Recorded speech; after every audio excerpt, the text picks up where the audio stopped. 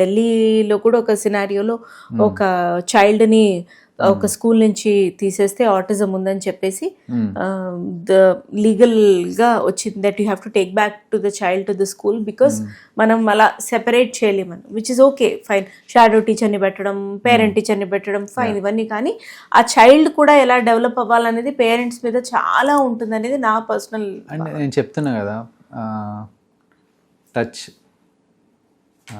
Touch time care.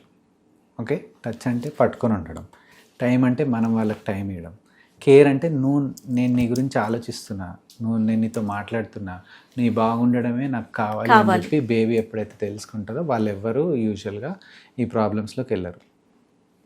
Okay, ఇప్పుడు ఇనిషియల్గా ఒకవేళ వెళ్ళినా కూడా నేను చూశాను నా పర్సనల్ కేసులోనే, అంటే ఎంపతి పెరిగి okay my parents are suffering because of my behaviour, I need to really cut down, okay I'm sorry, I will not do that again, అట్లా చెప్తే అది పాటించే సందర్భాలు కూడా వస్తాయి, which is good enough.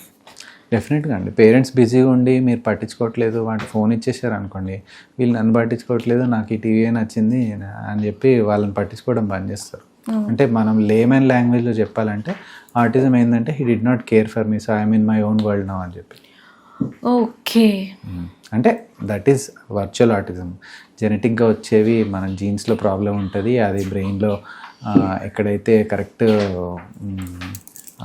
ఇదేమంటారు processing కావాలో అక్కడ కాక అవుతుంది అది, బట్ కొన్ని అలా వస్తాయి.